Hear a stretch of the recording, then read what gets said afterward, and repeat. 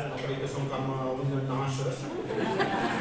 No sé si hi ha una voluntat de casar qualcú, però en qualsevol cas, quan nosaltres no ens veiem, vam xerrar, però està bé sempre tenir aquests espais de diàleg i de trobada i de reflexió compartida, no? Quan analitzem aquestes diferents emergències en les que ens trobam i que verdaderament patim el conjunt de la ciutadania, jo crec que seria fàcil, no, trobar una solució maximalista. És a dir, jo com a independentista estic segur que la independència ens ajudaria a afrontar millor moltes d'aquestes emergències.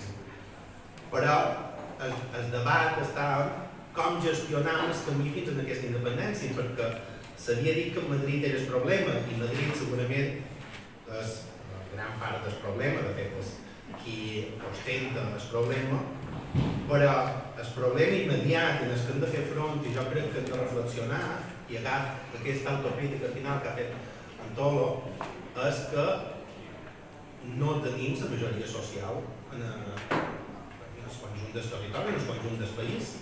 Clar, és aquí on hem de fer feina. Segurament hem de reflexionar molt tot plegats com aconseguim les diferents forces de país, i jo amb això tampoc no som gelós, és a dir, els partits són eines de transformació i totes són útils en el seu àmbit d'actuació. Per tant, hem de reflexionar de com aconseguim assolir aquestes majories socials que verdaderament ens permetin fer aquest envit a Madrid i aconseguir la independència, que al final és la fita que aspirem per poder tenir eines en les que solucionar els problemes dels quals ara ens arreglem.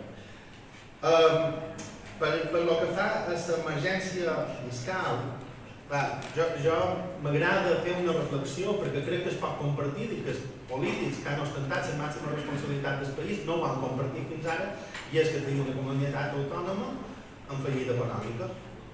És a dir, jo crec que hem de ser plenament conscients, perquè a l'autonomia, així com l'hem coneguda fins ara, li queden 2-3 legislatures, però no li queden plus. És a dir, hi haurà un moment en què el deute acumulat serà tan gran que fins i tot forces d'esquerres o forces d'extrema esquerra hauran de retallar servei públic perquè no hi haurà del pes per pagar-los. I això a què se deu? A que en la creació de l'autonomia Espanya va fer un raonament molt bo, des del seu punt de vista, evidentment. Varen traspassar la despesa, però se van quedar la recaptació. I clar, així mos tenen agafats. I en el cas de les Illes Balears, a més de retruc, hi van afegir una cosa, que és que varen traspassar la despesa amb manco fons dels que eren possibles, dels que eren necessaris per mantenir els serveis públics. I això ens ha fet que haguem hagut d'endeutar-nos de forma sistemàtica per mantenir uns estàndards de qualitat mínims en tots aquests serveis públics. Jo crec que en l'autonomia, que té molt de defectes i que té moltes coses que hem de criticar i sobre les quals hem de reflexionar, però també m'ha servit d'algunes coses. De dir que quan se gestiona des d'aquí, de quan som a l'aspecte, en certa manera, sobirà de gestió, ho feim millor. És a dir, mai hi havia hagut tant de docents i tantes escoles i tants instituts condensat que l'educació és gestionada per les Illes Balears. Mai hi havia hagut tant de centres de salut, unitats bàsiques, sanitaris i hospitals condensat que la sanitat està gestionada per el govern de les Illes Balears. Per tant, no és només una opinió i no és només que tinguem dret a autogovernar-nos i que tinguem finalment dret a independitzar-nos si així ho decidim com a poble. És que tenim l'evidència objectiva que quan gestionem des d'aquí, gestionem millor que el conjunt de la ciutadania. I així és un argument en el que també podem créixer, els sobiranistes, perquè podem explicar per persones, independentment de la seva identitat, d'allà on se senti, d'identitat o d'identitats, perquè ara ja la gent, en un món globalitzat, no només tenim una identitat, en podem assolir un parell. M'ha de ser completament igual, és a dir, el que hem de fer és que se sentin implicats en la identitat mallorquina i convidar-los així des d'aquesta òptica de subtilitat, és a dir, governar-nos des d'aquí és més útil per al conjunt de la ciutadania i més útil per cadascun d'ells, independentment de on se senti. Com deia, ara mateix el govern de les Illes Balears deu 9.000 milions d'euros. I alguns d'aquests, alguns, sí que s'han malversat en la corrupció que malauradament han patit. i alguns en projectes que no eren necessaris. Però això és una part mínima, és a dir, el gruix d'aquest deute que ara mateix tenim s'ha dedicat a mantenir aquests estàndards de qualitat en els serveis públics, bàsicament educació i salut. I enguany hem hagut d'endeutar-nos amb 1.200 milions d'euros, que el gruix d'aquests 1.200 milions d'euros aniran destinats a pagar deute. És a dir, som una comunitat autònoma que s'endeuta per pagar el deute. Si fóssim una empresa privada, hauríem presentat ja suspensió de pagaments, hauríem fet fallida. I per tant, aquesta lluita per un millor finançament ha de ser una fita si volem mantenir l'autonomia. I jo som dels que defensen que qualsevol competència l'hem de defensar amb un resident i l'hem d'anar a parear allà on sigui. Perquè quan la gestionem des d'aquí, la gestionem millor. Jo no vull que des de Madrid gestionin l'educació, jo no vull que des de Madrid gestionin la sanitat, i no vull que gestionin els partits espanyolistes. Per tant, no farem abandonament de cap àmbit de gestió ni de cap àmbit de sobirania. Només faltaria que els hi regalàssim. Per tant, plantarem cara a l'àmbit municipal, plantarem cara a l'àmbit insular, autonòmic, i la gran fita de plantar cara també a l'àmbit estatal. Que ara mateix hem aconseguit, i en la legislatura que hi va estar en Pere Sant Pol i amb aquesta que hi ha en Vicenç Vidal, hem aconseguit petites fites, evidentment amb una força petita perquè som presents en el Senat i no en el Congrés, que és allà on verdaderament hi ha la sobirania a l'estat espanyol, però hem aconseguit, per exemple, avançar amb el tema del rep. I hem aconseguit posar a davant les cordes a l'estat espanyol, perquè vam aconseguir aprovar un règim fiscal que vagi més enllà del descompte de resident, que està bé, no? Però que vagi més enllà del descompte de resident i que vagi més enllà d'un descompte fiscal que verdaderament no havia notat ningú. I que fan, tenen segrestat a la taula del Congrés dels Diputats. I per tant, el que hem de fer és posar-los aquest mirall davant la cara i ser capaços d'anar poble a poble, barri a barri, carrer a carrer, tertúlia a tertúlia, allà on siguem, a dir, mireu, la vergonya que és el PSOE i Podem, que segresten que una llei que ha aprovat el Senat no deixen que se tramitin al Congrés dels Diputats. Com ara la setmana passada que vaig a Madrid, i també que no van deixar, és a dir, el govern va exercir el seu dret a veto perquè no se creés una bonificació per a les empreses que se dediquen a si més de més I. És a dir, una bonificació que tenen altres bandes de l'Estat, el govern no va deixar que se votàs. Per què no va deixar que se votàs? Perquè tenien la majoria per aprovar-lo. Per tant, el govern, el PSOE i Podem, van impedir, en el seu dret a veto, que se votàs. Per tant, evidentment, hem de ser de tots els àmbits. I hem de barallar-nos amb un les idents davant els altres perquè són molts i són molt forts i tenen tots els mitjans de comunicació, tots els interessos i lobbies econòmics del seu favor. Per tant, el que hem de fer nosaltres és tenir una massa popular ben formada de lo que és aquesta lluita i sobretot ben envalentonada per encarar totes aquestes conteses electorals o no conteses electorals, perquè la lluita se fa dia a dia.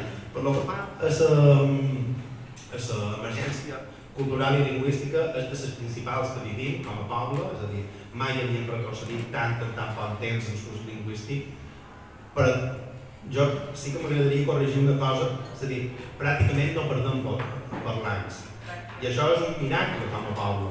És a dir, en l'embestida que vivim estem afrontant numentinament. Què passa? Que en 40 anys han duplicat la població. És que si mirem la població de les Illes Balears a principis del segle XX era de 300.000 habitants. A principis del segle XXI era de 1.171.000, és a dir, un increment del 300%. I tot i així, hem mantingut unes cotes d'ús social habitual, és a dir, de primera llengua, de llengua habitual, voltant del 40%, que és la mitjana també del conjunt dels països catalans. Per tant, seguim aquí. I el que hem de fer és dotar-nos de totes les eines per assegurar el manteniment d'aquest ús, però no només per assegurar el manteniment d'aquest ús, perquè l'escola és molt important. I el decret de línies és molt important, i la immersió lingüística, que ha existit a les Illes Balears, jo vaig ser alumne que va anar a la immersió lingüística, per tant, ha existit, ho puc dir en primera persona, i de fet a l'actual llei d'educació també se preveu que se puguin implantar, el que nosaltres defensam i defensarem la llibertat de centre d'establir el seu model lingüístic, creiem en l'autonomia de centre, i és una cosa que defensàvem el conjunt de les esquerres, però no ho podem deixar tot en mans de les escoles. L'escola ha fet una feina molt important i segurament ha salvat que amb aquesta investida s'estan tenint nivells d'usos del català molt preocupants, però encara amb capacitat de salvació. Però, com dic, hem d'anar més enllà, perquè això no basta. L'àmbit oficial no basta, hem de fomentar-los, hem d'aconseguir que totes aquestes persones, és a dir, aquest quasi 60% de persones que són a les Illes Balears i que no han nascut a les Illes Balears, se sentin implicades i passin a assumir el català com a la seva llengua pròpia. I aquí hi ha moltes eines a haver de desenvolupar, però les hem de fer i hem de canviar el model de política lingüística que hem hagut implantat fins ara, que ha estat molt útil i ha estat molt d'èxit. És a dir, quan Naina Moll l'inventa als anys 80 és una cosa prodigiosa i ens serveix per aquell moment, però el món ha canviat i per tant hem d'aplicar polítiques lingüístiques diferents i que vagin més enllà i que estiguin més centrades en l'ús social de la llengua que en cap altra cosa. Per lo que fa a l'emergència social i climàtica, tots els aspectes que se mos proposen van lligats, és a dir, tenim, evidentment, un nivell de saturació turística impressionant que no ha revertit en unes millors condicions de vida per al conjunt de la població. Si miram, als anys 90 tenien 5 milions de visitants i en la comunitat autònoma que ocupava el primer lloc en renda per càpita. Ara mateix superam els 15 milions i ja som la setena comunitat amb renda per càpita. Per tant, hem triplicat el número de turistes, però ens hem empobrit com a societat. I hem creat problemes lligats a això, com és la dificultat de l'accés a l'habitatge, que està a punt de crear un trencament generacional que no som conscients de fins a on pot arribar. I després un desbordament de tot el que són les infraestructures, els serveis públics, etc. I aquest monocultiu turístic que hem de fer eines per decréixer va lligat també a la superpoblació que patim, perquè cada vegada hem hagut de cridar més i més treballadors per seguir incrementant la indústria turística. Però aquests, ara mateix, enguany, jo supos que ho heu vist a les notícies, la indústria turística no té prou mà d'obra. Per tant, quin sentit té plantejar el creixement turístic quan tu ja no pots donar més feina a més gent d'aquí? Si no, ens segueixes cridant, però clar, aquests no troben lloc on viure quan els cridam. Hem entrat un sector, perquè això és que necessitem mesures de creixement efectiu ràpid. Ara mateix, amb la moratòria existent no creixem, és a dir, no se venen noves places, però hi ha d'haver una revisió d'espiat que l'EINA, a través de les quals els consells insulars regulen el sector turístic per fer de créixer el número de places. I amb això ens trobam sempre amb la nul·la voluntat del Partit Socialista, que segueix internat en créixer.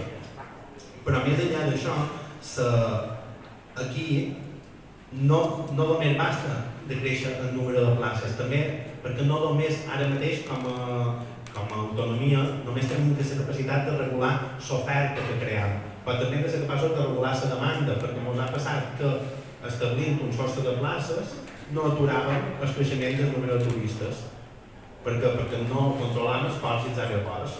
I això és un drama, perquè tu t'arriba gent, tu pots dir no, jo no hi pots places en el mercat, atura el número de places, però te va arribar gent, primer que qualque banda norma, i després, si no, que l'estratègia és també per part d'AENA de minvar el termini d'estança, és a dir, cada vegada tenen manco temps, és a dir, venen més turistes, però manco temps, així ells tenen un negoci, penseu que són Sant Joan, és un dels pocs aeroports que generen superàvit i que de fet pagam la resta d'aeroports de l'estat en els beneficis que s'hi creen.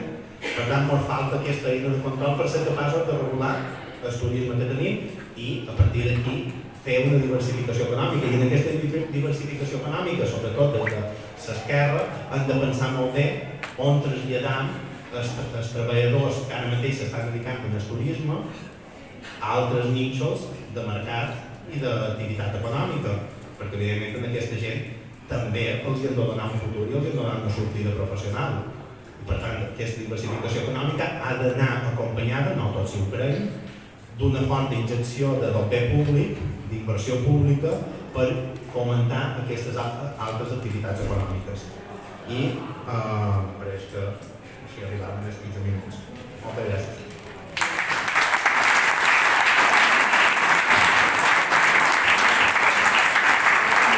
Moltes gràcies a totes, que sàpiguen que el que és la part més interessant, que és quan t'hagi acabat de sopar, els postres i el cafè, després tindrem l'oportunitat de fer-los individualment o col·lectivament qualsevol tipus de preguntes del que han parlat o del que no han parlat o no han dit.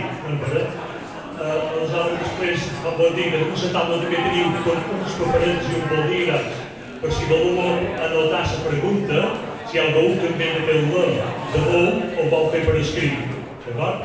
Per tant, després, en el moment de les postres i el cafè, començarem aquest col·loqui, que és la part interessant perquè tots i cada un de vosaltres els podeu fer arribar les vostres preguntes, els vostres punts d'interès. Ara només que sabeu bon profit del sopar i després seguir parlant. Moltes gràcies.